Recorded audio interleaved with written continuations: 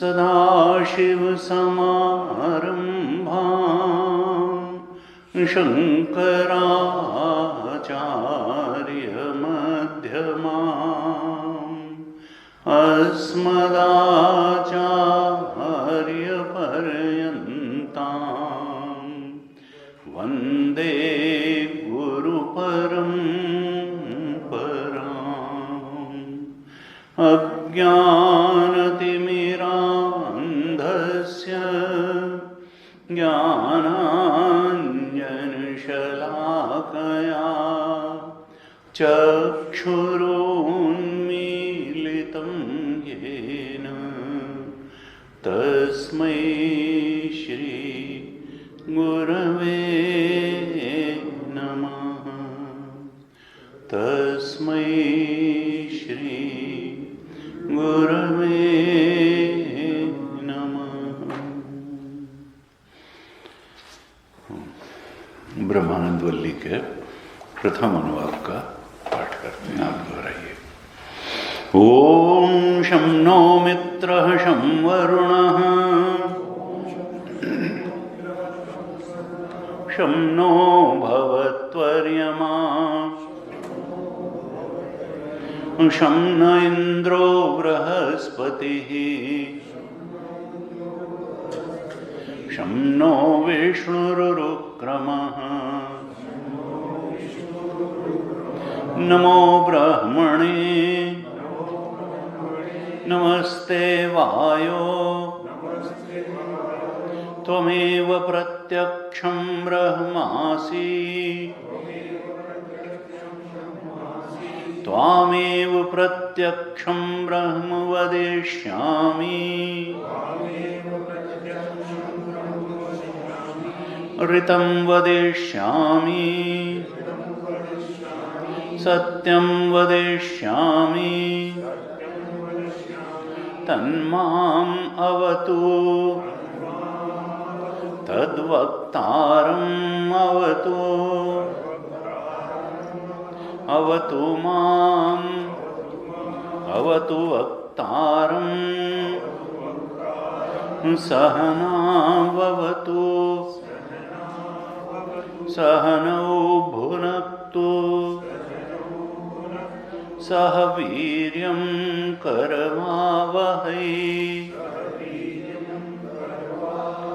तेजस्विनावधीतमस्तु मा विद्विषावहै।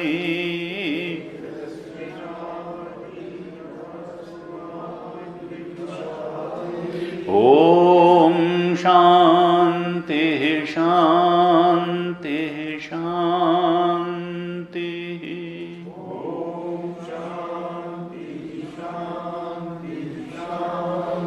ॐ ब्रह्मविदाप्नोति परम् तदेशाभ्युक्ता सत्यं ज्ञानमनन्तं ब्रह्म यो वेद निहितं गुहायां परमे व्योमन् सोष्णुते सर्वान् कामान् सः ब्रह्मणा विपश्चितेति तस्माद्वा एतस्मादात्मन आकाशः सम्भूतः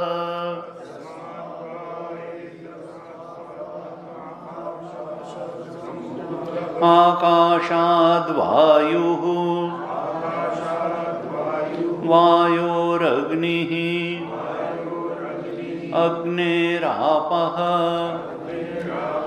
अद्भ्यः पृथिवी पृथिव्या ओषधयः ओषधीभ्यो अन्नम् अन्नात् पुरुषः स वा एष पुरुषोन्नरसमयः तस्य इदमेव शिरः अयं दक्षिणः पक्षः अयमुत्तरः पक्षः अयमात्मा इदं पुच्छं प्रतिष्ठा तदप्येष श्लोको भवति तदप्येष श्लोको भवति।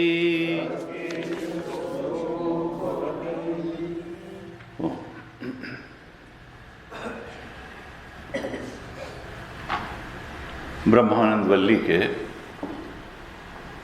प्रथम अनुवाद पर हम विचार कर रहे हैं और इसमें ब्रह्म विद्या का निरूपण श्रुति माता ने किया। शिक्षावल्ली में सदाचार और उपासना को विस्तार से बताने के बाद उसका क्या तरीका हो, किन किन सदाचारों का ध्यान रखना चाहिए, ये कम से कम 2 अनुवाक में शिक्षावल्ली में बताया और कम से कम 6 अनुवाक 7 अनुवाक में उपासना की विभिन्न विधियां भी बताई, जो कि पूर्व पीठिका है ब्रह्म विद्या के ग्रहण के लिए। क्योंकि व्यक्ति अगर उन सब सदाचारों से संपन्न उसका जीवन नहीं होगा, उसका चिंतन नहीं होगा, उसकी भावनाएं नहीं होंगी, उपासना से चित्त एकाग्र नहीं होगा, सदाचार से चित्त निर्मल नहीं होगा, तो फिर ब्रह्म विद्या का ग्रहण होगा नहीं। ऐसा लगेगा कि कुछ अच्छी बात बताई जा रही है, लेकिन ये कुछ दूर की कौड़ी है।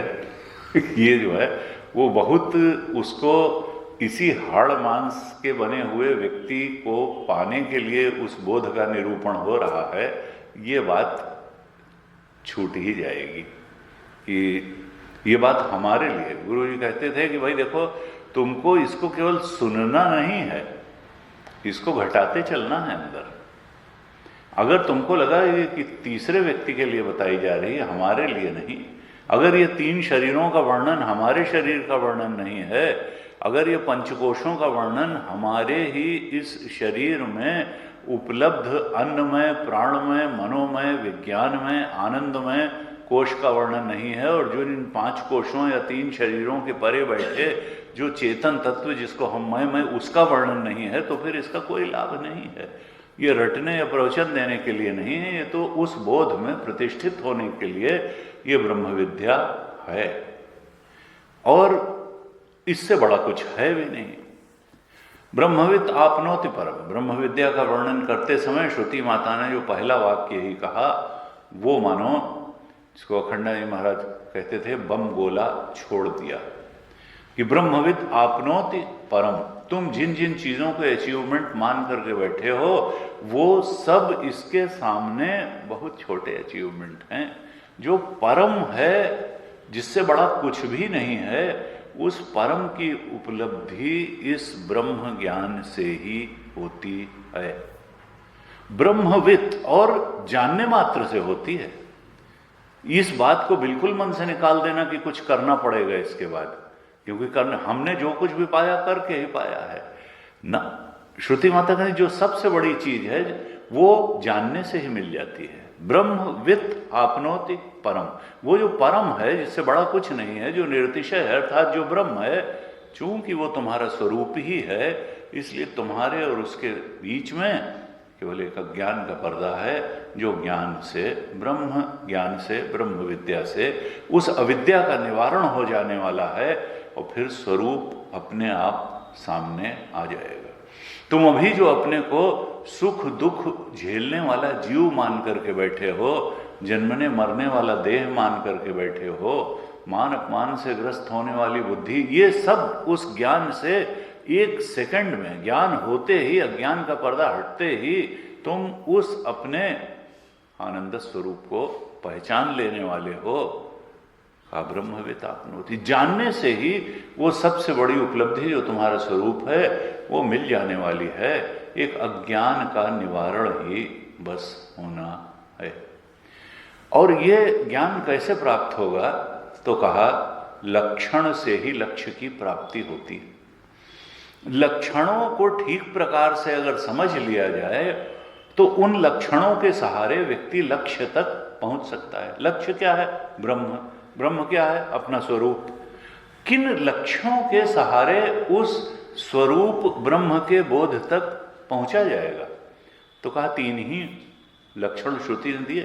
कहा सत्यम ज्ञानम अनंतम ब्रह्म, उस ब्रह्म तत्व जो हमारा स्वरूप ही है, जो परम है, जिससे बढ़कर कुछ भी नहीं है, उसके तीन लक्षण हैं, सत्यम ज्ञानम अनंतम। वही सत्य है और वो ज्ञान स्वरूप है, वो सत्स्वरूप है, वो ज्ञान स्वरूप है, और वो इनफाइनाइट है, अनंत है, उससे बड़ा कुछ भी नहीं है। बृहत्वाद ब्रह्म, सत्य का लक्षण किया भगवान शंकराचार्य ने भाष्य में कि जिसमें विकार नहीं होता है वो सत्य है।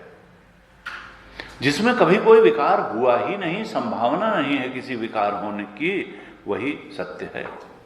हम संसार में कोई चीज ऐसी नहीं देखते जो विकृत न हो। ये शरीर विकार को प्राप्त होता है, ये सारी संसार की वस्तुएं कभी पैदा होती हैं, कभी रहती हैं, कभी नष्ट होती हैं, अर्थात विकार को प्राप्त होती हैं।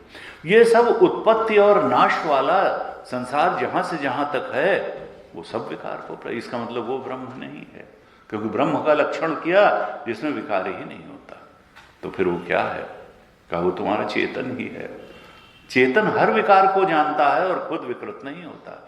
असल में हर चलती हुई चीज, हर बदलती हुई चीज को जानने के लिए एक न बदलने वाला तत्व होना ही चाहिए।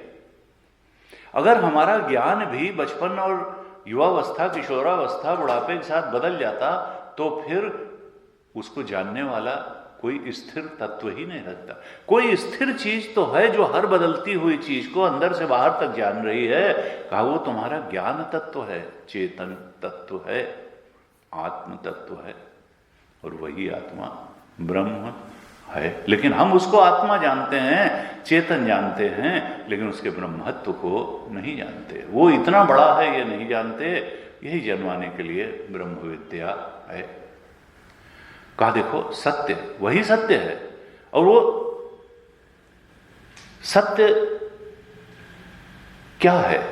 ये चश्मा सत्य है कि रिकॉर्डर सत्य है कि पुस्तक?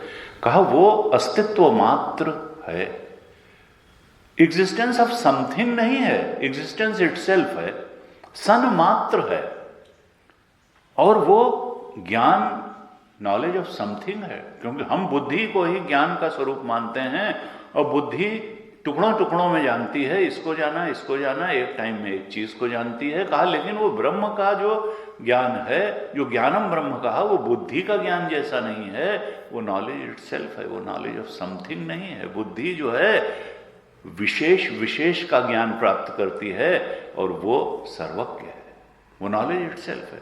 उसके ज्ञान से बुद्धि ज्ञानी बनती है, उधार का ज्ञान है, वो स्वयं प्रकाश है।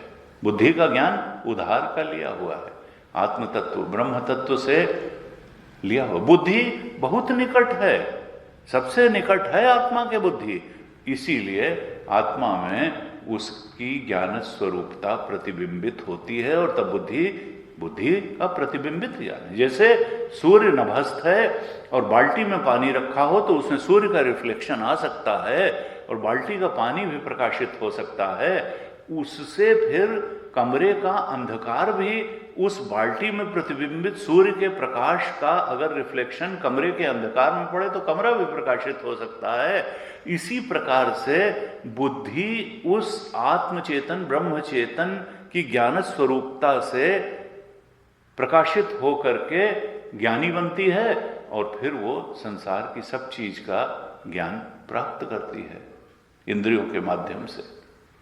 लेकिन वो जो ज्ञान स्वरूप है, जो नॉलेज इटसेल्फ है, वो तो ब्रह्म तत्व आत्म तत्व चेतन तत्व है जो हमारा स्वरूप है। तो श्रुति ने 3 लक्षण किए, कहा वो एग्जिस्टेंस इटसेल्फ है, वो सत्स्वरूप है, वो नॉलेज इटसेल्फ है, वो ज्ञान स्वरूप है। और कैसा है वो तुम्हारे शरीर में कैद चेतन है, तुम्हारी मन बुद्धि में कैद चेतन है। कहा नहीं, इनफाइनाइट, उससे बड़ा कुछ है ही नहीं, वह अनंत है। ये तुम्हारे इस शरीर या मन के अंदर टिमटिमाता हुआ कोई बल्ब जैसा प्रकाश नहीं है, वो तो सर्वज्ञ है, वो सर्वाधिष्ठान है, वो सब कुछ का आश्रय है, वो केवल तुम्हारी वृत्तियों का ही आश्रय नहीं है, वो सारे जगत का आश्रय है, सारे ब्रह्मांड का आश्रय है, सारे जीवों का आश्रय है, सारे जगत का आश्रय है। वो परमात्मा का भी स्वरूप वही है। जगत भी स्वरूपतः शुद्ध चेतन है, जीव सारे जीव प्राणी स्वरूपतः चेतन है, परमात्मा भी स्वरूपतः चेतन है, अद्वैत तत्व है। उसके अलावा सत्ता किसी की नहीं है, उसके अलावा ज्ञान भी कोई ज्ञान स्वरूपता भी नहीं है और वो अनंत है। ऐसे बताया।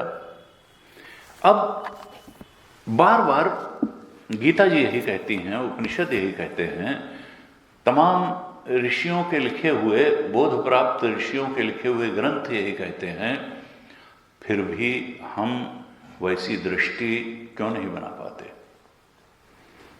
भगवान शंकराचार्य ने विवेक चूड़ामणि में लिखा कि देखो, श्रवण करो या डूब करके अध्ययन करो, गुरुमुख से श्रवण करने के बाद उस परम सत्य तत्व का श्रवण करने के बाद या तो स्तरीय सत्संग हो तो फिर बार बार श्रवण करो, और नहीं तो फिर गुरुदेव की कमेंट्रीज हैं, उपनिषदों पर भी हैं, भगवान शंकराचार्य की कमेंट्रीज हैं, भगवान शंकराचार्य के तमाम ग्रंथ भी हैं, उनका बिल्कुल ध्यानस्थ होकर के गहन उसमें प्रवेश के साथ अध्ययन करो, स्वाध्याय करो। तो ये श्रवण और स्वाध्याय तुमको ज्ञान के प्रकाश देने वाले बन जाएंगे, तुम्हारी दृष्टि में सुधार करने वाले बन जाएंगे। अपना स्वरूप, जगत का स्वरूप, परमात्मा का स्वरूप, उस एकमात्र सत्य तत्व का स्वरूप तुम्हारी दृष्टि में बिल्कुल स्पष्ट हो जाएगा। हस्तामलक बस हथेली में रखे हुए आंवले के, तुम त्रिकालदर्शी मुनिनाथा विश्व बदर जिमे तुम्हारे यहाँ था, राम जी ने कहा वाल्मीकि। जैसे हथेली पर रखा हुआ बेर हो, इस प्रकार से तुम beyond all time and space और मैटर तुम देखते हो संसार को, दुनिया को।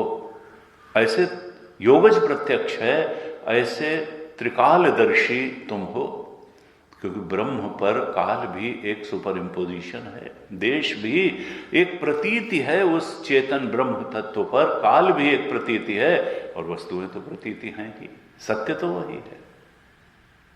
तो अगर कोई उस बोध में स्थित हो गया तो वो तो सर्वज्ञ होगा, उसके लिए काल की सीमा नहीं होगी, काल तो एक इल्यूजन होगा।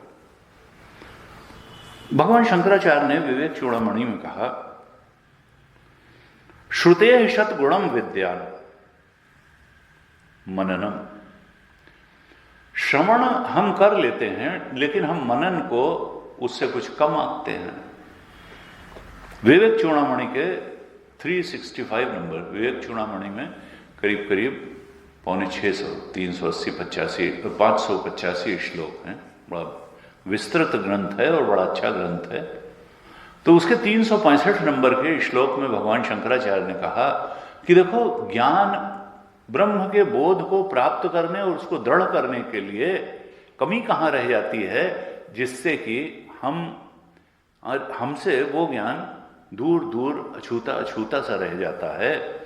कहा, हम श्रवण को तो कई बार महत्व देते हैं, क्योंकि श्रवण में थोड़ा कम जोर लगाना पड़ता है।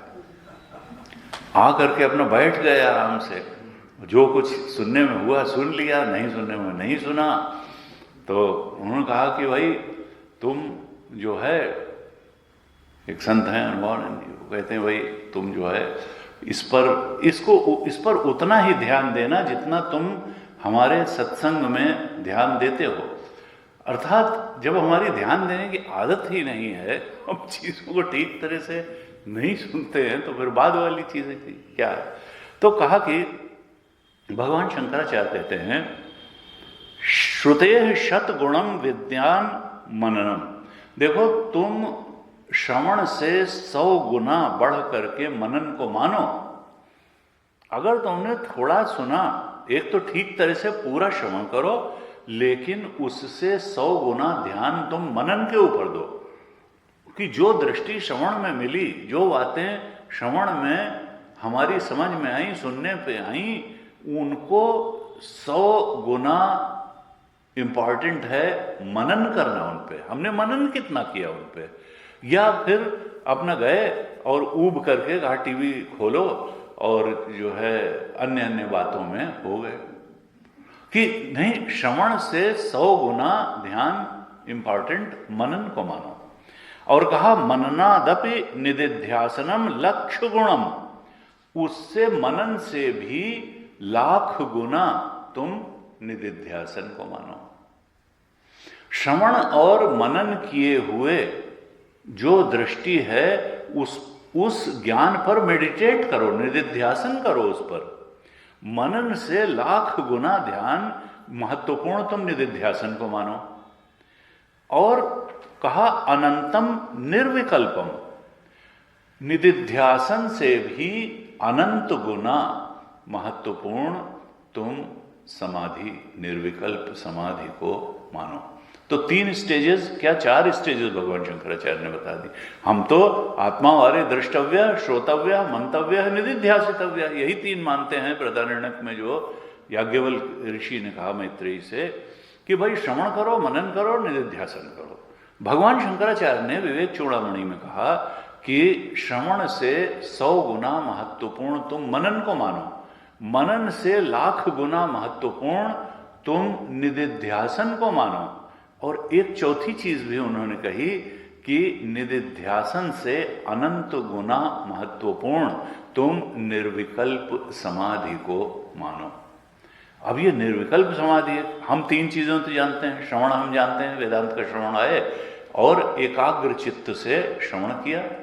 यद्यपि कि श्रवण की जो वेदांत सार में टेक्निकल परिभाषा है, वो श्रवण का मतलब ये नहीं है कि यहाँ श्रवण किया, कल किया, परसों किया, फिर कहा रोज रोज वही बात बताते हैं, बस बहुत हो गया न। कहा कि देखो, बोध पर्यंत सुनते ही रहना। जब तक ब्रह्म स्वरूप का बोध ना हो जाए, तब तक गुरुमुख से श्रवण करते ही रहे, या स्वाध्याय करते रहना। तो बोध पर्यंत श्रवण को श्रवण कहा। फिर कहा कि मनन, जो कुछ श्रवण में ज्ञान प्राप्त हुआ है, उस पर रिफ्लेक्ट करना, उसको अपने अनुभवों के आधार पर उसी निष्कर्ष पर पहुंचना, और फिर उस संशय रहित ज्ञान पर ही ध्यान करना। सजातीय वृत्ति का उपयोग करते हुए सजातीय वृत्ति प्रवाह, उस ज्ञान पर ही का ही ध्यान करना। साक्षी ना हो जाना उसके, वो तो योग दर्शन वाला। वृत्ति का उपयोग करके उसी पर, आत्मा के ब्रह्मत्व पर ही लगातार सोचना, चिंतन करना, यह है निधिध्यासन। और उस बीच में जैसे गीता ने कहा कि यतो यतो निश्चरति मनश्चंचलम स्थिरम तथा तथा नियम्यत आत्मन्येव वशम नयत। मन अगर भागता है, कोई और विषय का चिंतन करना प्रारंभ करता है, तो धीरे से उसको लौटा करके फिर आत्मा के ब्रह्मत्व के चिंतन में ही लगा देना। इस तरह से जितना आसानी से बन पड़े, 10 मिनट 15 मिनट, और बढ़ते बढ़ते तो इसको घंटे सवा घंटे तक भी पहुंचाया जा सकता है। हम बैठे शुद्ध चित्त से और आत्मा के ब्रह्मत्व पर ही विचार करें।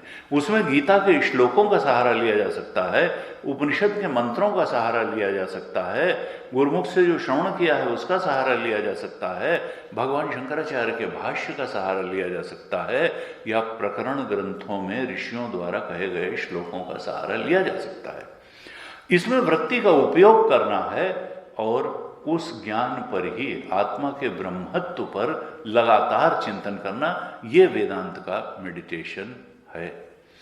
और गुरुदेव कहते थे कि देखो, ये निधिध्यासन जब तुम करोगे, सुने हुए और मनन किए हुए उस आत्मा के स्वरूप पर जब तुम वृत्ति का उपयोग करते हुए लगातार ध्यान करोगे, तब एक स्थिति ऐसी आएगी कि तुम्हारा मन उस ब्रह्म के बोध में, तुम्हारी वृत्ति बार बार स्थिर होने का प्रयास करेगी।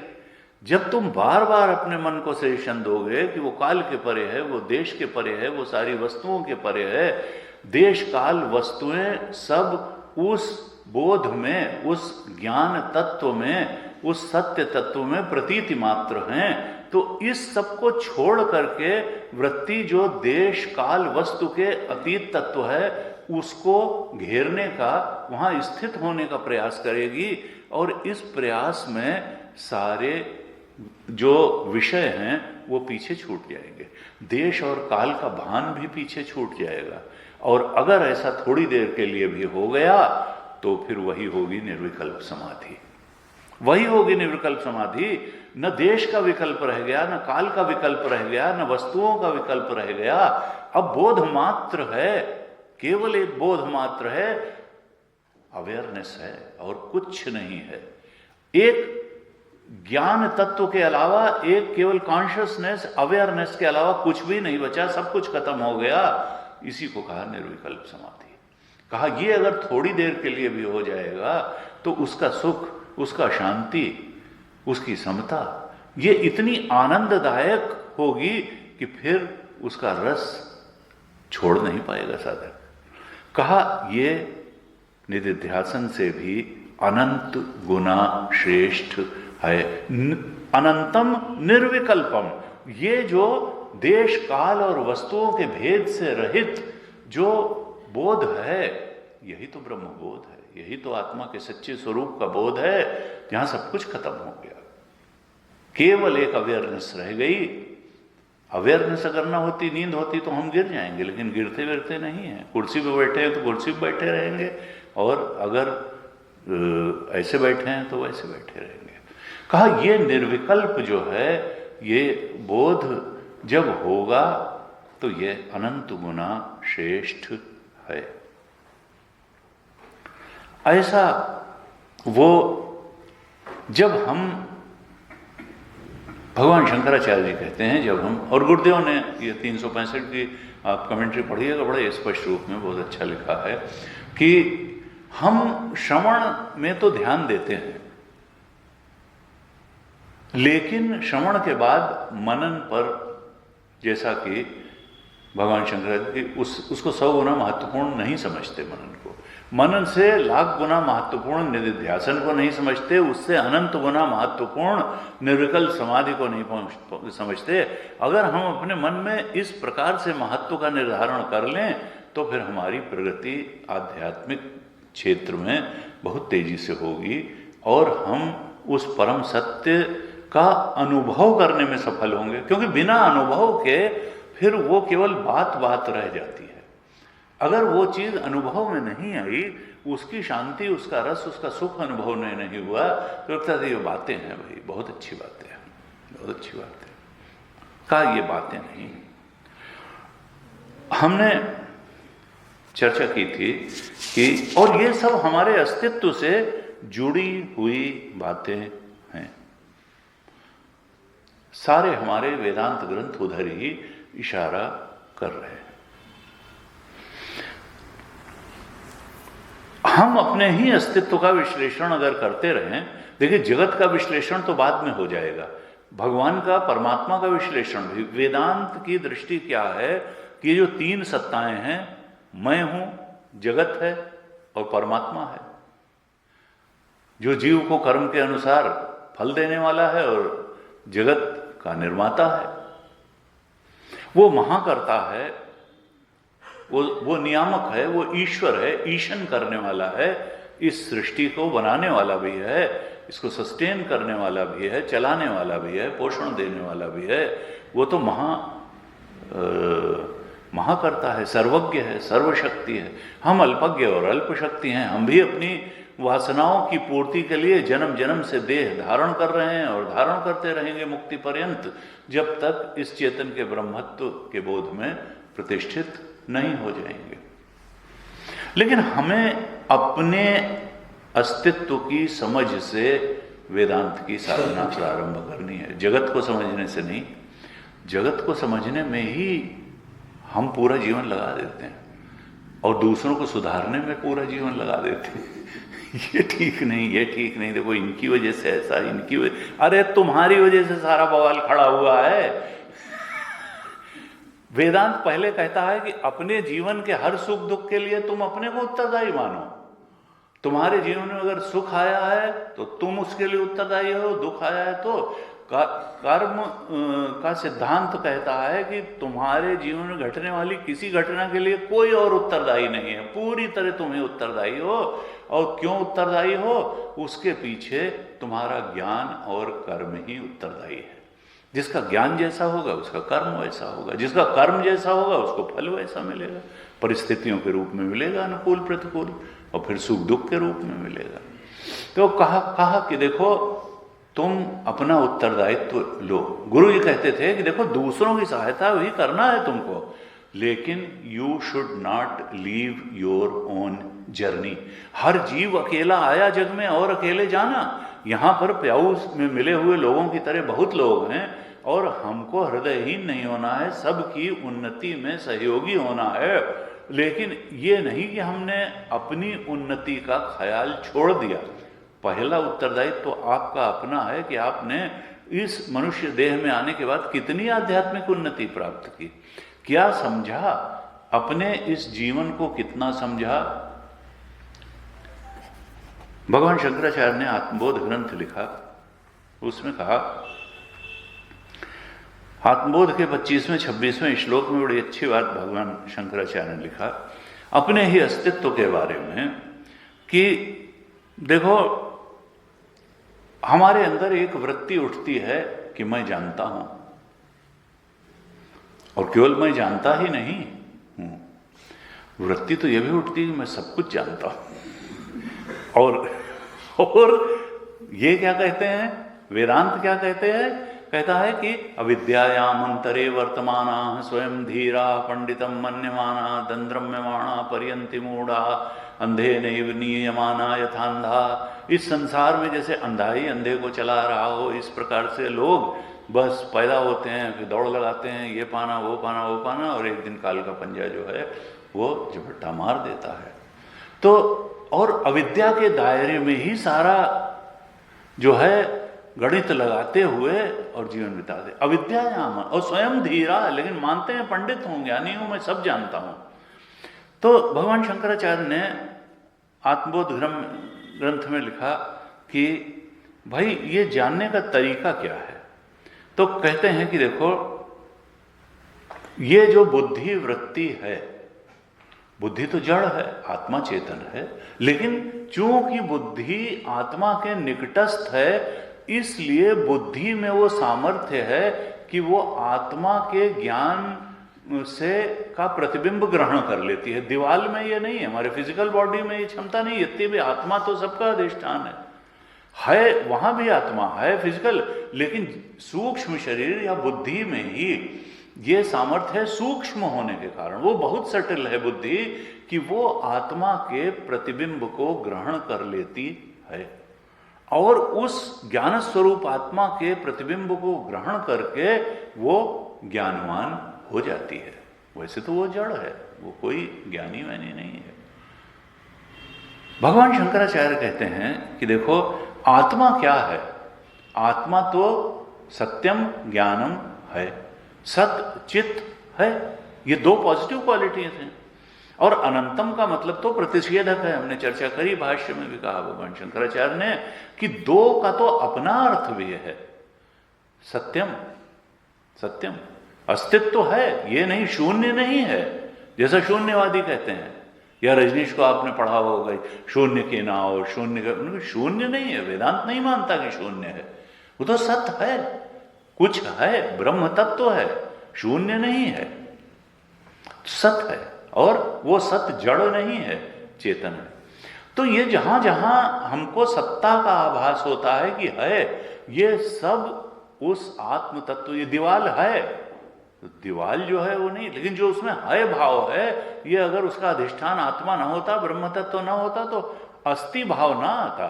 ये अस्थि जो है, और जानने में भी ना आती, भाती, और फिर दीर्घदर्शी में कहा प्रियम, अस्थि भाती प्रियम, हम अपने को सबसे ज्यादा चाहते हैं। इसका मतलब क्या है, स्वरूप प्रिय है, वो ब्रह्म आत्मा सबसे प्रिय है। यहां पर केवल कहा कि आत्मा का तो सत और चित अंश है, और बुद्धि क्या है, बुद्धि सूक्ष्म होने के कारण जो भी विषय उसके सामने आता है उसका आकार ग्रहण करने में समर्थ हो जाती है। बुद्धि जो है सूक्ष्म है, सूक्ष्म जो है स्थूल का आकार ग्रहण कर लेता है। ये माइक रखा है, हमारी बुद्धि ने इस माइक का आकार ग्रहण कर लिया, यानी बुद्धि वृत्ति विषयाकार हो गई। बुद्धि का केवल इतना काम है, सूक्ष्म की विषय का आकार ग्रहण कर लिया, लेकिन इसमें जानने की क्षमता कब आई, जब उस आत्मा के चैतन्य से ये चेतन हो गई, तब वहां पर जान लिया गया कि माइक है। बुद्धि ने केवल विषय का आकार ग्रहण किया, जो जानने की ताकत उसमें आई वो आत्म तत्व से आई। इस प्रकार क्या हुआ कि बुद्धि वृत्ति और आत्मा के सत और चित अंश के एक बेमेल संयोग से ये हुआ कि ये माइक है, और फिर तुरंत एक वृत्ति बनती है कि मैं जानता हूं कि ये माइक है। इसको वेदांत की भाषा में कहते हैं वृत्ति व्याप्ति और फल व्याप्ति। वृत्ति व्याप्ति का अर्थ है कि बुद्धि वृत्ति ने उस विषय का आकार ले लिया, वृत्ति व्याप्ति हो गई, और फिर कहा फल व्याप्ति, अर्थात तुरंत यह होता है कि मैं जानता हूं। ये जो मैं जानता हूं इस भाव की उत्पत्ति है, ये बुद्धि और आत्मा के एक संयोग से होती है। और भगवान शंकराचार्य ने कहा संयोज्य च अविवेकेन जानामीति प्रवर्तते। ये अविवेकपूर्ण संयोग है, क्योंकि चेतन और जड़ का कोई संयोग हो नहीं सकता, लेकिन हम रोज रोज अनुभव करते हैं कि यह होता है। जड़ चेतन ही ग्रंथि परि गई, यद्यपि मृषा छूटत कठिनाई। अगर हम ये जो अविवेकपूर्ण संयोग है, विवेक से इसको अलग कर ले, यानी हम ये फल व्याप्ति, मैं जानता हूं, मैं ज्ञानी हूं, इसका ज्ञानी, उसका ज्ञानी, उसका ज्ञानी, इसके बजाय हो जाए कि मैं ज्ञान स्वरूप हूं, मैं साक्षी मात्र हूं। ये जानने वानने की क्रिया सब बुद्धि में घटित हो रही है। मैं ज्ञान स्वरूप हूं, मुझे न कोई जानने से मतलब है, न मैं कुछ जानता हूं, मैं तो ज्ञान स्वरूप हूं, साक्षी मात्र हूं।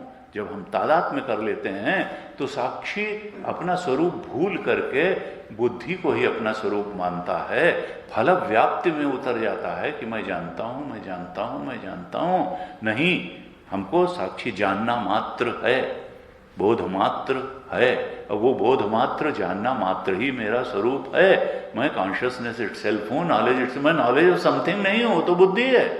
वो अविवेकपूर्ण संयोग से मैं जानता हूं कि वृत्ति उत्पन्न हुई है, वो फल व्याप्ति है, वो बुद्धि के स्तर की चीज है। पहले इदम और अहम दोनों बुद्धि के स्तर की चीजें हैं। मैं इदम वृत्ति और अहम वृत्ति दोनों के परे इन वृत्तियों को प्रकाशित करने वाला ज्ञान स्वरूप, चेतन स्वरूप हूं, साक्षी मात्र हूं, चेतन मात्र हूं, ज्ञान मात्र हूं। कहा ये जो है उस बोध का बड़ी सूक्ष्म, गुरु जी कहते थे it is the minutest operation.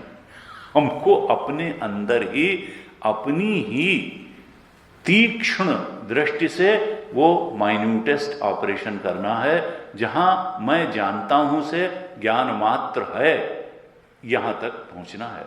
नहीं तो जब तक हम मैं जानता हूं के स्तर पर रहेंगे, तब तक बुद्धि के स्तर पर ही हम अपना अस्तित्व मानते रहेंगे, उसी को चेतन, उसी को हम अपना होना मानेंगे। हम ज्ञानी बन के रहेंगे, ज्ञान मात्र बन करके नहीं हो पाएंगे। सन मात्र अपना जो स्वरूप है वहां तक नहीं पहुंच पाएंगे। कहा देखो ये जो दोनों का अविवेकपूर्ण संयोग है, सत चित्त और बुद्धि वृत्ति का, ये ज्ञान से, इसको विवेक से इसको अलग किया जा सकता है, इस संयोग को तोड़ा भी जा सकता है। विवेक इसीलिए है कि हम ज्ञानी से ज्ञान मात्र अपने स्वरूप तक पहुंच जाएं। यहां पर यही बोध यहां तक पहुंचाने के लिए श्रुति माता भी लक्षण कर रही हैं उस ब्रह्म तत्व का, सत्यम ज्ञानम अनंतम ब्रह्म, और इसी के लिए भाष्य भी है। हमने भाष्य में पेज 94 तक थोड़ी चर्चा की थी।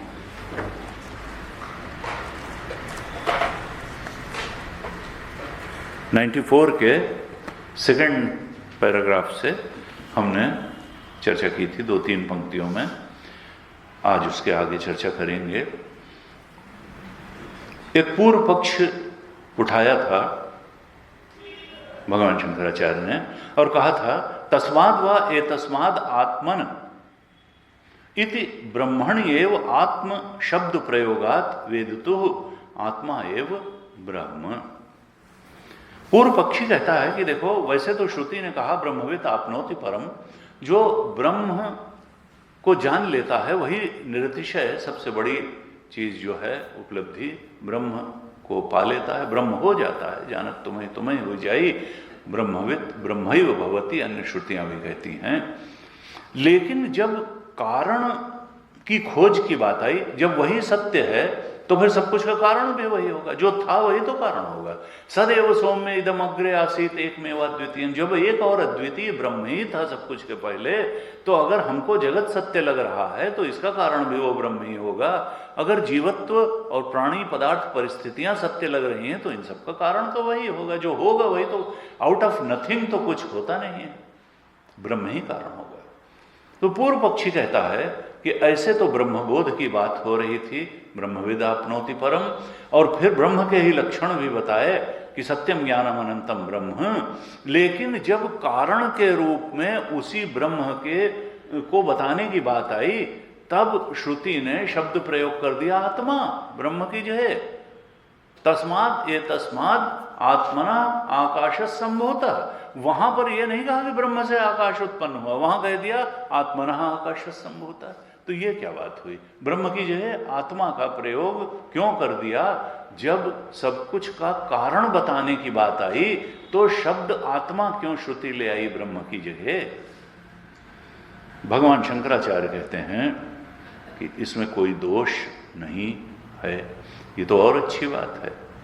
ब्रह्मण एव आत्म शब्द प्रयोगात, ब्रह्म के लिए ही श्रुति ने आत्मा शब्द का प्रयोग किया है। वेदितुः आत्मा एव ब्रह्म, यही बताने के लिए किया कि आत्मा ही ब्रह्म है। जो तुम जिसको मैं करके अपने अंदर चेतन के रूप में अनुभव कर रहे हो, अपना आत्मा, असल में वही ब्रह्म है। ब्रह्म कोई रहस्यमय दूसरा चेतन नहीं है, आत्मा ही ब्रह्म है। और ये जब आत्मा ही ब्रह्म है तो ये तो तैत्तिरीय उपनिषद का महावाक्य निकल आया। हमने पिछली कक्षा में थोड़ी चर्चा की थी कि महावाक्य का अर्थ क्या है कि जो अद्वैत बोध तक पहुंचाता है।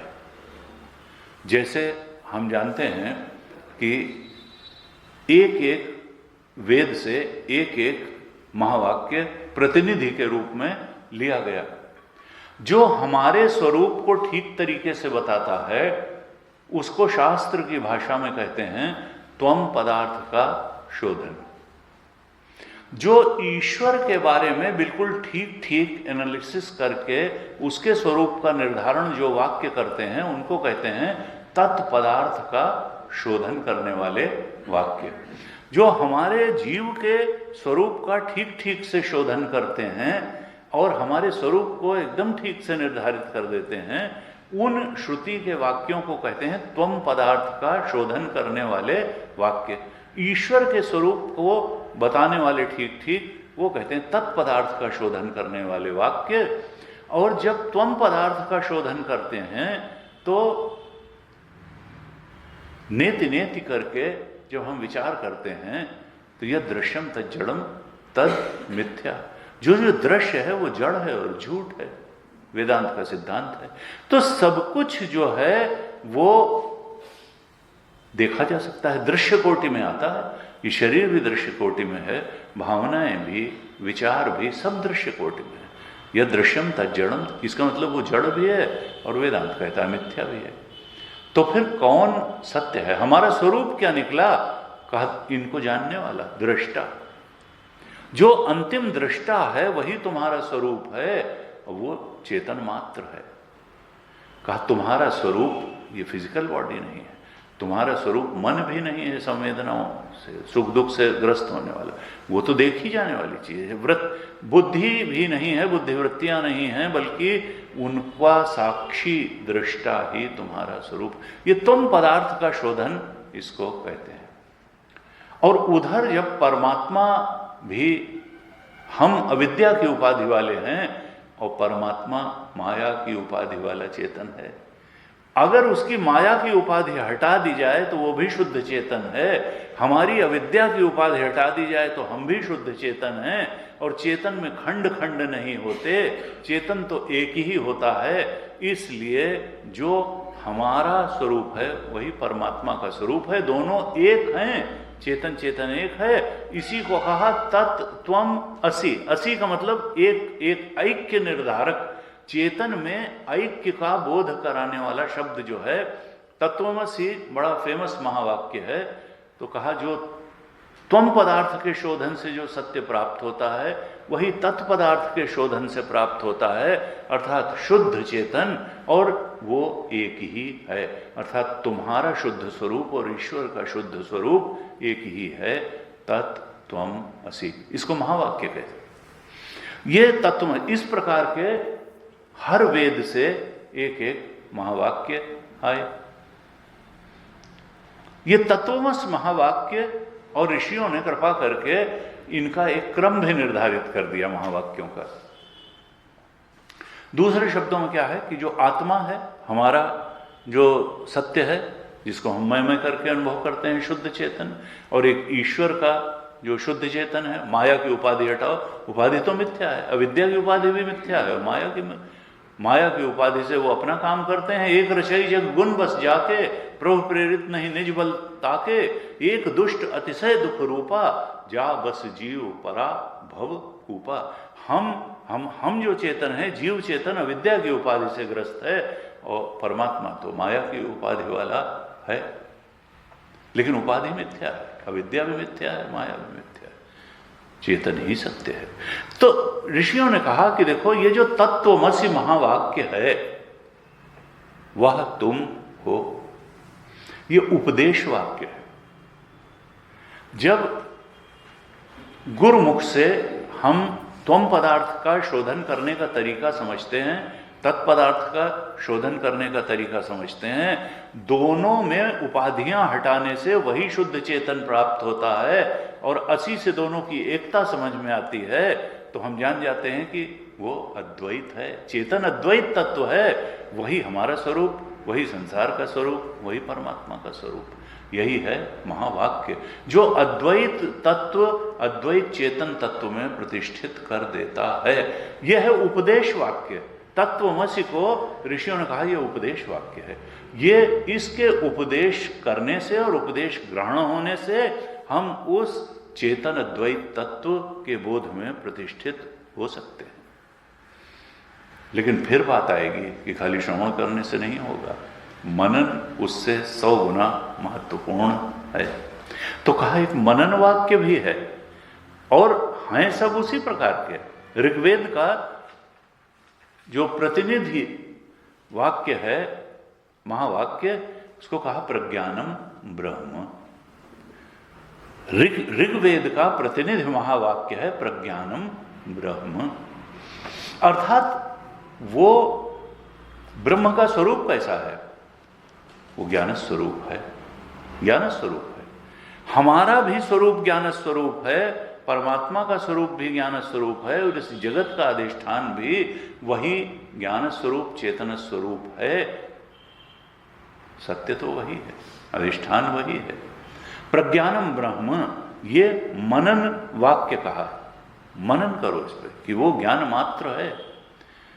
और जब उपदेश वाक्य तत्वमसि और मनन वाक्य प्रज्ञानम ब्रह्म, इसका ठीक प्रकार से हम बार बार चर्रिंग करेंगे, वो दृष्टि में स्थापित होने का प्रयास करेंगे और उसके बोध तक पहुंच जाएंगे, तो कहा अनुभव वाक्य आएगा कि अयम आत्मा ब्रह्म। एक तीसरा महावाक्य आता है अयम आत्मा ब्रह्म। तब हमको ये एक ट्रुथ रिवील होगा कि जिसको हम ये टिमटिमाता हुआ चेतन मान के बैठे थे, तो ब्रह्म है। ये जो आत्मा है ये तो ब्रह्म है, अयम आत्मा ब्रह्म। ये अनुभव वाक्य आएगा। देखिए, उपदेश वाक्य हो गया, मनन वाक्य हो गया प्रज्ञानम ब्रह्म, उपदेश वाक्य हो गया तत्वमसि, अनुभव वाक्य हो गया अयम आत्मा ब्रह्म, और फिर अंत में एक चौथा भी महावाक्य प्रतिनिधि वाक्य कहा। तब उद्गार होगा अंत में कि अहम ब्रह्मास्मि, मैं ब्रह्म हूं, अहम ब्रह्मास्मि। ये उद्गार वाक्य होगा जब श्रवण भी हो गया, मनन भी हो गया, अनुभूति भी हो गई, तब फिर वह साधक अंत में कहेगा कि अहम ब्रह्मास्मि। अहम देहोस्मि नहीं, अहम जीवोस्मि भी नहीं, अहम ब्रह्मास्मि। ये उद्गार वाक्य उसका निकलेगा। इस प्रकार से भगवान शंकराचार्य ने कहा, देखो, ब्रह्म की जगह अगर आत्मा शब्द श्रुति ने कहा तो ये इसलिए कहा कि तुम जान लो कि आत्मा ही ब्रह्म है, और ये तैत्तिरीय उपनिषद का महावाक्य निकल रहा है इससे, कि जिसको अभी तक ब्रह्मविद आपनोति परम कहा था, जिसको सत्यम ज्ञानम अनंतम ब्रह्म कहा था, अब कह दिया तस्मात् एतस्मात् आत्मनः आकाशत् सम्भूता। उसी इस आत्मा से तो ब्रह्म क्यों नहीं कहा? इस धारणा को मिटाने के लिए कि ब्रह्म और आत्मा को कहीं तुम अलग अलग न समझ लो, ये कहा था। कहा फिर प्रवेश श्रुति बताई कि देखो, प्रतीक के माध्यम से तैत्तिरीय उपनिषद में, ऐतरेय उपनिषद में बहुत जगह कहा कि उसने सृष्टि की रचना की और फिर वो सृष्टि के कण कण में प्रविष्ट हो गया। तत्सृष्ट्वा तदेव अनुप्राविशत इति। उसने पूरी, ये तैत्तिरीय में भी अभी आगे आएगा कि उसने पूरी सृष्टि का सृजन किया और फिर वह ब्रह्म उसमें प्रविष्ट भी हो गया।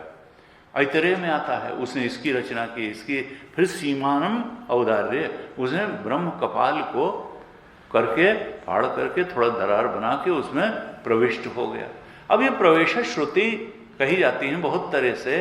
ये इसका वर्णन आता है, भागवत जी में भी आता है, उपनिषदों में भी आता है कि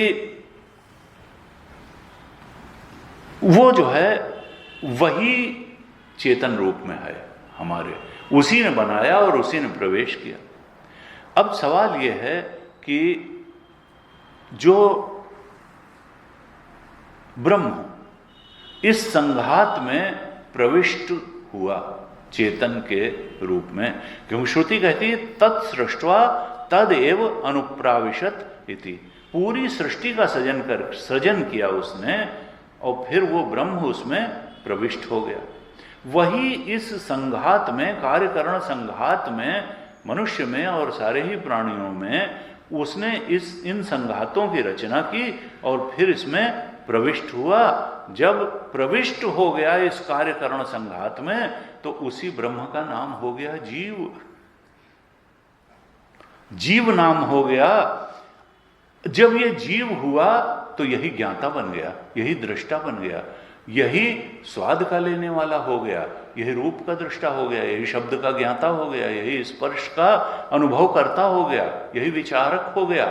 ये अपने उस ज्ञान मात्र के स्तर से उतर करके कर्ता, भोक्ता, ज्ञाता, दृष्टा, मनता ये सब बन गया। तो ये क्या हुआ, उसने अपने को डिग्रेड कर लिया अज्ञान के कारण। वो जो है ये सब बन गया। वो जीव जो ज्ञान स्वरूप था, जो सत स्वरूप था, वो वेत्ता ज्ञाता बन के बैठ गया, जबकि उसका असली स्वरूप क्या है कि वो तो ब्रह्म ही है। वो तो चेतन मात्र है। अर्थात ये जो मैं करके हम अनुभव कर रहे हैं, ये मैं चिद धातु से बना है। और हमने कई बार चर्चा की कि जो चेतन है उसको जड़ सीमित नहीं कर सकता है। स्थूल व्यक्ति स्थूल वस्तुएं सूक्ष्म को अपने घेरे में नहीं ले सकती हैं। घड़ा आकाश को अपने घेरे में नहीं ले सकता है। मिट्टी स्थूल है, आकाश सूक्ष्म है। चिद धातु चेतन तत्व जो सबसे सूक्ष्म है, जो आकाश से भी सूक्ष्म है, उसको ये देह अपने घेरे में नहीं ले सकता। मतलब क्या है कि वो जीव बन ही नहीं सकता है। जब वो घेरे में आया बुद्धि के, तभी तो उसको जीव कहा गया। यानी ये अज्ञान के कारण ही वो ब्रह्म जीव के रूप में अनुभव में आ रहा है। अज्ञान के अलावा कोई कारण नहीं है उस चेतन को जीव के रूप में अनुभव करने का, क्योंकि वो चेतन का परिच्छेदक न टाइम हो सकता है, न स्पेस हो सकता है, न मैटर हो सकता है। वो सब तो उसके बाद में उत्पन्न हुई चीजें हैं। जब हिरण्यगर्भ पैदा हुआ प्रकृति से, मायोपाधिक ब्रह्म से, तब तक काल नहीं था, तब तक देश भी नहीं था, तब तक वस्तुएं भी नहीं थी। यहां तक कि जब उससे अहंकार पैदा हुआ महत्तत्व से, तब भी टाइम, स्पेस और मैटर नहीं था। ये तो जब अहंकार जो है तीन तरीके का हुआ, सतरजतम के भेद से, वैकारिक अहंकार, रजोगुणी, तमोगुणी, और उनसे सूक्ष्म भूत निकले और उनका फिर पंचीकरण हुआ, तब जाकर के टाइम और स्पेस की भी बात आई और मैटर की बात आई पंचभूत से। तो जो अहंकार और महत्तत्व, हिरण्यगर्भ ही टाइम, स्पेस और मैटर के परे हैं, तो फिर ब्रह्म तो उसके परे है ही। उसको कहां से घेर लेगा, कौन घेर लेगा? वो त्रिविध परिच्छेद शून्य है, काल के परिच्छेद से भी शून्य है, परे है, देश के भी और मैटर के भी। उसका परिच्छिन्न, उसको समझना कि चेतन परिच्छिन्न है, ये तो अज्ञान के अलावा और कुछ नहीं है। उसको परिच्छेद मान लेना, और जो परिच्छिन्न है ही नहीं, जो परिच्छिन्न हो सकता नहीं, वो जीव कैसे हो सकता है? इसका मतलब क्या है कि जीवत तो मिथ्या है। हम जो अपने को जीव माने बैठे हैं, चेतन भी मानते हैं और जीव भी मानते हैं, ये मिथ्या है। चेतन कभी जीव हो ही नहीं सकता, उसका परिच्छेदक कुछ नहीं हो सकता। हम तो ब्रह्म हैं। ऐसे जो है, अब एक और पूर्व पक्ष उठाते हैं भगवान शंकराचार्य, कहते हैं एवं तरही, 94 पेज पर ही बात में होगा, एवं तरही आत्मत्वात् ज्ञान कर्तृत्वम आत्मा ज्ञाता इति ही प्रसिद्धम। कहते हैं पूर्व पक्ष है कि चूंकि ब्रह्म ही आत्मा है और वो आत्मा ज्ञाता ही है, ऐसा लोक में प्रसिद्ध है। क्योंकि हम जानते हैं कि हम ज्ञाता हैं, दृष्टा हैं, भोक्ता हैं, मनता हैं। तो तुम उसको ब्रह्म कहो चाहे जो कहो, भाई लोक में तो यही प्रसिद्ध है कि हम आत्म तत्व हैं, आत्मा हैं और हम ज्ञाता हैं, ये प्रसिद्ध है। और फिर पूर्व पक्षी कहता है सो कामयति, सो कामयति इति। उस श्रुति भी कहती है, तैत्तिरीय श्रुति में ही अभी आगे आएगा कि उसने कामना की कि मैं बहुत, एको हम बहुत श्याम, अन्य श्रुति में मैं एक हूं बहुत हो जाऊं। कहते हैं एकाकी न रमते, अकेले उसका मन नहीं लगा तो उसने कहा कि मैं बहुत हो जाऊं। ऐसे समझाने के लिए श्रुतियां भी हैं।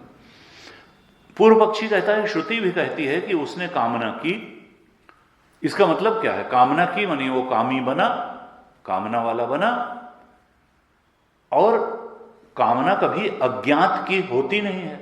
बड़ी मजे की बात यह है कि कभी आप उस चीज की कामना कर ही नहीं सकते हैं जो आपको मालूम न हो।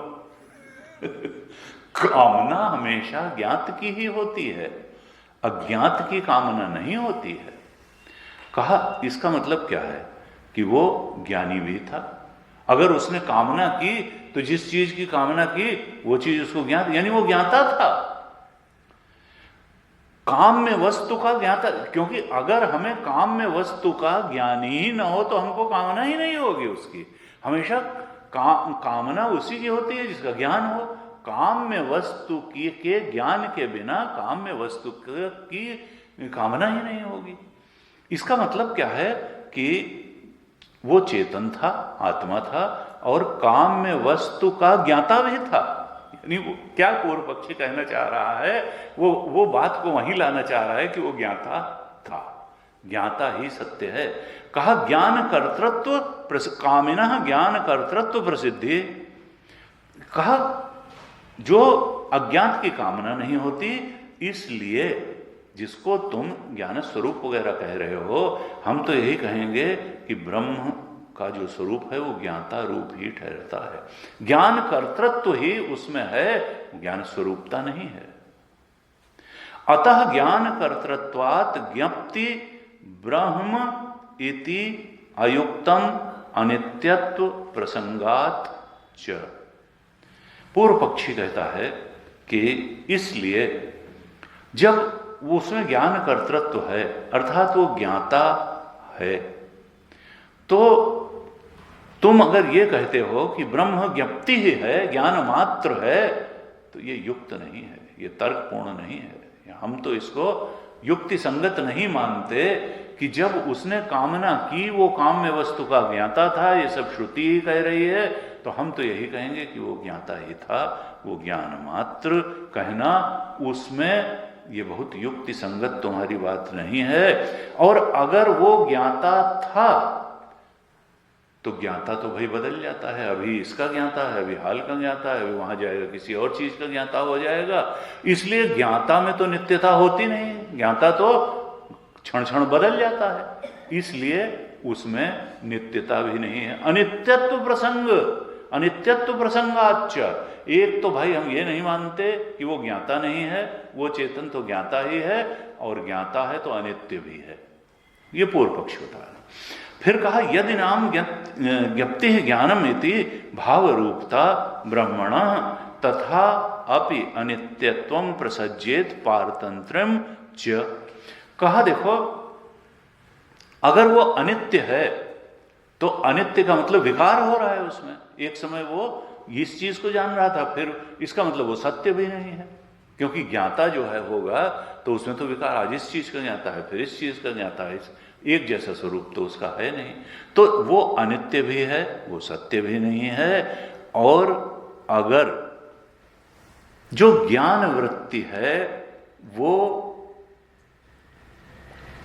ज्ञाता हमेशा ज्ञान वृत्ति के अधीन होता है और ज्ञ के अधीन भी होता है। भाई हम ज्ञाता हैं, अगर माइक के ज्ञाता हैं तो वो ज्ञाता जो है वो इस ज्ञेय के अधीन भी है और इसकी वृत्ति के अधीन भी है, यानी ज्ञेय से भी अलग है और जो वृत्ति बनी उससे भी अलग है। ज्ञान वृत्ति पर भी डिपेंडेंट है और ज्ञेय पर भी डिपेंडेंट है वो ज्ञाता। इसका मतलब क्या है कि वो स्वतंत्र नहीं है, वो परतंत्र है। ज्ञेय पर भी निर्भर कर रहा है, ज्ञान वृत्ति पर भी निर्भर कर रहा है ज्ञाता, तो ज्ञाता परतंत्र भी है और ज्ञाता अनित्य भी है। ज्ञाता अनित्य है, क्यों? क्योंकि वो अभी इसका ज्ञाता, अभी इसका ज्ञाता, अभी इसका ज्ञाता, तो ज्ञाता में नित्यता नहीं है। और वो परतंत्र भी है, ज्ञान वृत्ति के भी अधीन है और ज्ञेय विषय के भी अधीन है।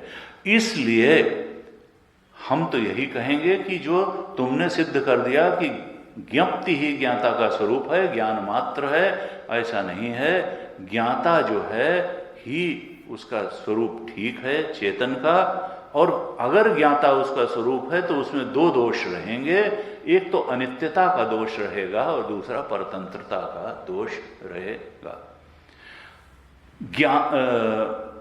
ज्ञानमिति भावरूपता ब्रह्मण तथा अपि अनित्यत्वं प्रसज्येत पारतंत्रम च। एक तो अनित्यता का दोष उसमें रहेगा, तुम्हारे जो ज्ञान स्वरूप ब्रह्म में ये दो दोष रहेंगे, अनित्यता का भी दोष रहेगा और परतंत्रता का भी दोष रहेगा। फिर कहते हैं, एक तीसरा तर्क लेकर के आता है पूर्व पक्षी कि देखो व्याकरण से कि ज्ञा धातु से बना, धातु जो है, क्रियाएं जो है, उसका कोई न कोई, जैसे गम धातु है तो गच्छति क्रिया बनती है, गम धातु से जाता है। अब क्रिया के लिए कोई ना कोई क्रिया का संपादक भी होना चाहिए। रामा गच्छति, नहीं तो केवल गच्छति कहने से क्या होगा? तो क्रिया के संपादक किसी न किसी की आवश्यकता होती है, कारक की आवश्यकता होती है। क्रिया का संपादन करने के लिए कारकों की आवश्यकता होती है। केवल गच्छति कह देने से कुछ अर्थ नहीं होगा। रामा गच्छति, कुत्र गच्छति, ग्राम गच्छति, तो ये कारक की आवश्यकता होती है। और यहां ज्ञान शब्द किस धातु से बना? कहा ज्ञान धातु से बना। ज्ञान शब्द ज्ञान धातु से बना है, और यानी ज्ञान क्रिया, और ये क्रिया धातु, क्रिया की धातु होती है। ज्ञान धातु से ज्ञान शब्द बना, तो इसलिए कहा ये जब क्रिया है, अगर ज्ञान क्रिया है, जानने की क्रिया है, तो फिर इस क्रिया को अपने संपादक की अपेक्षा होगी, कारक की अपेक्षा होगी। तो जब ज्ञान धातु से ज्ञान शब्द बनता है, तो अब ये क्या होगा? ज्ञाता की इसको अपेक्षा होगी। और ज्ञाता हमने कही दिया कि उसमें अनित्यता भी होगी और परतंत्रता भी होगी। तो ये ज्ञान धातु से ज्ञान शब्द बना है। ज्ञाता के बिना किसको ज्ञान होगा भाई? क्रिया है तो कोई ज्ञाता तो होगा, तो उसको तो ज्ञान होगा। और वो फिर ज्ञाता हमने बता दिया कि अनित्य भी होगा, परतंत्र भी होगा। ऐसे पूर्व पक्ष उठाया। अब भाष्यकार कहते हैं, तो पहले तो मना कर देते हैं, तुम्हारी सब बात गलत है। कहते हैं ना, स्वरूप अव्यतिरेकेण कार्यत्व उपचारात्। आप द्वारा जो ये सब बातें कही गई हैं, ये ज्ञान जो है वो स्वरूप ही है। स्वरूप से अलग ज्ञान कुछ नहीं है। ये तुम जो बुद्धि के स्तर के बैठे हुए जो जीव है, जो ज्ञाता है, उस तक जो तुम बात को ले आए, ये तुम्हारी बात ठीक नहीं है। ज्ञान तो स्वरूप ही है। स्वरूप अव्यतिरेकेण कार्यत्व उपचारात्। तुमने तो उस स्वरूप में कार्य का उपचार कर दिया ज्ञान क्रिया का। ज्ञान क्रिया बुद्धि में होती है, आत्मा में नहीं होती है। तुमने बुद्धि में ज्ञान होने वाली ज्ञान क्रिया का आरोपण आत्मा में कर दिया, ब्रह्म में कर दिया। स्वरूप व्यतिरेकेण कार्यत्वोपचारात्, स्वरूप से जो ज्ञान है वो स्वरूप से अव्यतिरिक्त है, उससे अलग नहीं है, वो तो ज्ञान स्वरूप ही है। ज्ञान तो तुम्हारा स्वरूप है, और ये जो ज्ञान क्रिया है कि इस चीज को जाना, इस चीज को जाना, ये तो बुद्धि नामक उपाधि में ज्ञान की क्रिया घटती है। आत्मा में ज्ञान की क्रिया नहीं घटती है, आत्मा ज्ञाता नहीं है, आत्मा या ब्रह्म तो ज्ञान स्वरूप ही है। तुमने उपाधि, बुद्धि की उपाधि का लक्षण आत्मा में घटा दिया और कह दिया आत्मा जो है ज्ञाता है। तुम्हारी बात बिल्कुल गलत है, आत्मा तो ज्ञान स्वरूप ही है। बुद्धि जो है वहां ये तुम्हारा जो ज्ञान धातु है और जो अनित्यता है और परतंत्रता है, ये सब बुद्धि के ऊपर लागू होती है। बुद्धि ज्ञानी बनती है, बुद्धि में ही ज्ञाता बैठा है, बुद्धि ही अनित्यता और परतंत्रता के दोष से ग्रस्त है, आत्मा नहीं। आत्मा ज्ञाता नहीं, ज्ञान स्वरूप है। ये सब तुमने उपाधि के लक्षणों को उठा करके आत्मा में बुद्धि के उपाधि के लक्षण ढकेल दिए। कहा आत्मनः स्वरूपम ज्ञप्ति न ततः व्यतिरिच्यते, आत्मा का स्वरूप तो ज्ञप्ति या ज्ञान मात्र ही है, और ज्ञान आत्मा से अलग नहीं है। ततः व्यतिरिच्यते, उससे अलग कुछ है नहीं। ज्ञान है तो आत्मा में ही है, उसी के ज्ञान से बुद्धि ज्ञाता बन जाती है। ज्ञान स्वरूपता तो आत्मा का ही लक्षण है। अतः नित्य एव, इसलिए ज्ञान अनित्य नहीं है। आत्मा की जो ज्ञान स्वरूपता है, बुद्धि का जो ज्ञाता है वो तो अनित्य और परतंत्र है, लेकिन आत्मा की ज्ञान स्वरूपता जो है वो अनित्य नहीं है, वो तो नित्य है, वो सदा एक रस है ज्ञान स्वरूपता आत्मा की, और वो किसी के अधीन भी नहीं है। दूसरा कोई हो तो उसके अधीन हो। कहा नित्य एव तथापि बुद्धे उपाधि लक्षणाया, आत्मा की जो चैतन्य स्वरूपता है, ज्ञान स्वरूपता है, ज्ञप्ति है, वो नित्य है। कहते हैं तथापि, फिर भी बुद्धे उपाधि लक्षणाया, ये बुद्धि तो उसकी उपाधि बन जाती है आत्मा की। ये जो बुद्धि की औपाधिक लक्षण हैं, ज्ञाता, दृष्टा, मनता, श्रोता, विज्ञाता, विचार करता, ये सब बुद्धि है। जो बुद्धि की उपाधि के ये सब लक्षण, कहा अविवेकी लोग ही आत्मा पर आरोपित कर देते हैं। कहा उपाधि लक्षण यहाँ, और ये बुद्धि कार्य कैसे करती है? उपाधि, बुद्धि की उपाधि, कहते हैं चक्षु आदि द्वारा ही विषयाकारेण परिणामिन्या। ये चक्षु आदि जो द्वार हैं, इंद्रियों, 5 ज्ञान इंद्रियों के द्वार के माध्यम से ये जो बुद्धि की उपाधि है, इस उपाधि यानी बुद्धि वृत्तियां इन 5 ज्ञान इंद्रियों के द्वारों से, कहा चक्षु आदि द्वारा ही, ये मानो दरवाजे हों उस बुद्धि के निकलने के।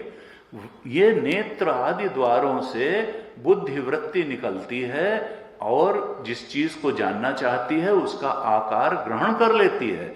चक्षु आदि द्वारा ही है विषय आकारेण परिणामिन्या, ये परिणमित होती है, आकार लेती है विषय का। चक्षु आदि दरवाजों से निकल करके बुद्धि की वृत्ति विषय का आकार लेती है, परिणमित हो जाती है उसके आकार में। ये शब्दादि आकार अवभासाः, किसका आकार लेती है? शब्द आदि का। कान से जब वही बुद्धि वृत्ति निकलेगी कान के द्वार से तो शब्द का आकार लेगी, चक्षु के द्वार से निकलेगी तो रूप का आकार लेगी, रूप को जन्मा देगी, शब्द को जन्मा देगी, स्पर्श को जन्मा देगी, रसना से स्वाद को जन्मा देगी और नासिका से गंध को आकार लेगी उसका। तो कहा लेकिन केवल आकार लेने से क्या जान जाएगी? बुद्धि वृत्ति निकली और रूप का आकार ले लिया तो रूप का ज्ञान होगा? कहा नहीं। ते ये बुद्धि वृत्तियां अवभासाः ते आत्मविज्ञानस्य, इन बुद्धि वृत्तियों ने जब आकार लिया निकल करके अपने अपने विषयों का, तो उसमें आभासाः आत्मविज्ञानस्य, आत्मा के ज्ञान स्वरूपता का प्रतिबिंब उस बुद्धि वृत्ति में पड़ा। तो बुद्धिवृत्ति ने तो आकार लिया विषय का, लेकिन उसमें ज्ञानी होने की क्षमता कहां से आई? आत्मा की ज्ञान स्वरूपता के प्रतिबिंब पड़ने से। अगर आत्मा जो ज्ञान स्वरूप है उसका प्रतिबिंब उस विषय का आकार ली हुई बुद्धिवृत्ति में न पड़ता तो हम न जान पाते उसको आकार लेने के बाद भी। इसका मतलब क्या है? ज्ञान कराने की ताकत आत्मा के ज्ञान स्वरूपता से ही आई, लेकिन आई बुद्धि ने जिसका आकार बुद्धिवृत्ति ने ले लिया, हमने उसको जान लिया। शब्दादि आकार अवभासा ते आत्मविज्ञान से विषय भूता उत्पद्यमाना। ये जो वृत्तियां हैं ये अब क्या हुई कि ये जब प्रतिबिंब पड़ गया आत्मा का तो बुद्धिवृत्ति में ज्ञान हो गया। उत्पद्यमाना एवं आत्मविज्ञानेन व्याप्ता उत्पद्यन्ते। लेकिन वास्तविकता क्या है कि वो चेतन जिसने उस बुद्धिवृत्ति को प्रकाशित किया, प्रतिबिंब रूप से जब ज्ञान ने उसको चैतन्य बना दिया और ज्ञान हो गया, तो ऐसा नहीं कि आत्मा जो है प्रतिबिंब रूप हो गई। आत्मा जैसी थी वैसी ही रह गई, वो साक्षी रूप ही रही, वो ब्रह्म रूप ही रही और वो अपने स्वरूप में स्थित रही। सूरज को नहीं मालूम कि किसी बाल्टी में रखे हुए जल को भी उसने प्रकाशित कर दिया है, और उस जल में जो उसका प्रतिबिंब पड़ा है उसने किसी कमरे में रिफ्लेक्ट होकर के अंधकार को भी प्रकाशित कर दिया, वो दूर हो गया। आत्मा जैसी है वैसी ही रहती है, लेकिन बुद्धि ज्ञानी बन जाती है और साक्षी जैसा का तैसा रहता है। कहा आत्मविज्ञानेन व्याप्ता उत्पद्यन्ते। ये जो ज्ञान वृत्ति आत्मचेतन से व्याप्त हो जाती है, लेकिन आत्मचेतन जैसा का तैसा रहता है, वो असंगी ही रहता है, उसको नहीं मालूम कि कहाँ क्या घटना घटी है। अब इसका निष्कर्ष देते हैं अंतिम इस पैराग्राफ की लाइन में। भगवान शंकराचार्य कहते हैं तस्माद आत्मविज्ञान अवभासा च ते विज्ञान शब्द वाच्या च धात्वर्थ भूता। इसलिए तस्माद आत्मविज्ञान अवभासा, आत्मचेतन से युक्त होने के कारण, आत्मविज्ञान अवभासा, आत्मचेतन से अवभासित युक्त हो जाने के कारण, ते यानी वो वृत्तियां विज्ञान शब्द वाच्या, वो वृत्तियां ही ज्ञान शब्द से कही जाती हैं। धातु अर्थ भूता, और यह वृत्तियां ही वृत्तियों में स्थित जो ज्ञान है यही ज्ञान धातु का अर्थ भी है। इस ज्ञाता को ही आपने अनित्य और परतंत्र कहा था। शुद्ध आत्म तत्व, साक्षी तत्व, ब्रह्म तत्व, जिसके प्रतिबिंब के स्वरूप बुद्धि वृत्ति से ज्ञान प्राप्त हुआ था, बुद्धि ज्ञाता बनी थी, ज्ञानी बनी थी, वो तुम्हारे धातु का अर्थ है। वो अनित्यता और परतंत्रता के दोष से दूषित है। आत्मा का ज्ञान तो ज्ञप्ति है, ज्ञान स्वरूप है, वो न कभी अनित्य हुआ न परतंत्र हुआ। फिर अंत में कहते हैं आत्मनेव धर्मा विक्रिया रूपा इति अविवेक की भी परिकल्पन्ते।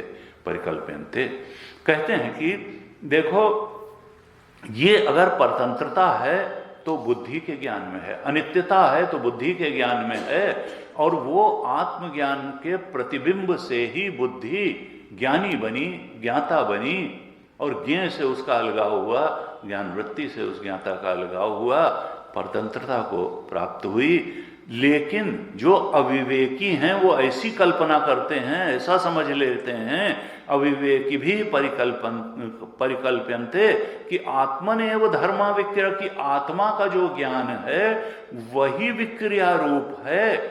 ये परतंत्रता और अनित्यता और ज्ञाता आत्मा का धर्म है। नहीं नहीं, ये बुद्धिवृत्ति का धर्म है, ये उपाधि का धर्म है। ज्ञाता, दृष्टा, मंता, बोधा, ये सब बनना बुद्धि का धर्म है, बुद्धिवृत्ति का धर्म है। ये वृत्तियां जो हैं ये आत्मा का धर्म नहीं है, ये बुद्धि का धर्म है वृत्तियां। लेकिन अविवेकी ऐसा समझते हैं कि ये वृत्तियां आत्मा का धर्म है। ये अविवेक की बात है। ऐसे जो है कहा भगवान शंकराचार्य ने कि देखो ये जो बुद्धि का ज्ञान और आत्मा की ज्ञान स्वरूपता, इसको बहुत ज्यादा अलग अलग समझ लेने की जरूरत है। और हम बुद्धि नहीं हैं, हम आत्मा हैं, हम ज्ञान स्वरूप हैं। बुद्धि के धरातल पर अपने अस्तित्व को घसीट लेना यही अज्ञान है, यही अविवेक है। अविवेक के कारण हम अपने अस्तित्व की सबसे गहरी चीज बुद्धि को समझते हैं, जबकि अस्तित्व की सबसे गहरी चीज आत्मा है, जो एक अखंड सर्वव्यापक है, जो ब्रह्म है, जो ज्ञान स्वरूप है, जो सत्स्वरूप है, जो अनंत स्वरूप है, जो ज्ञाता नहीं है, जो नॉलेज ऑफ समथिंग नहीं है, जो ज्ञानी नहीं बनती, जो मनता नहीं है, दृष्टा नहीं है, बोधा नहीं है, वो तो अनित्य चीजों की, मिथ्या चीजों की ज्ञानी बनती है, और वो स्वयं भी मिथ्या ही है। सत्य क्या है? सत्य तो उसको प्रकाशित करने वाला चेतन आत्मा है, ज्ञान स्वरूप आत्मा है। इस प्रकार भगवान शंकराचार्य ने काफी खोल खोल के बताने की कोशिश की। हम इस भाष्य को अगली कक्षा में आगे बढ़ाएंगे। आज ओम पूर्णमदः पूर्णमिदं पूर्णात् पूर्णमुदच्यते पूर्णस्य पूर्णमादाय पूर्णमेवावशिष्यते। ओम शांति शांति शांति। हरि ओम। श्री गुरुभ्यो नमः। हरि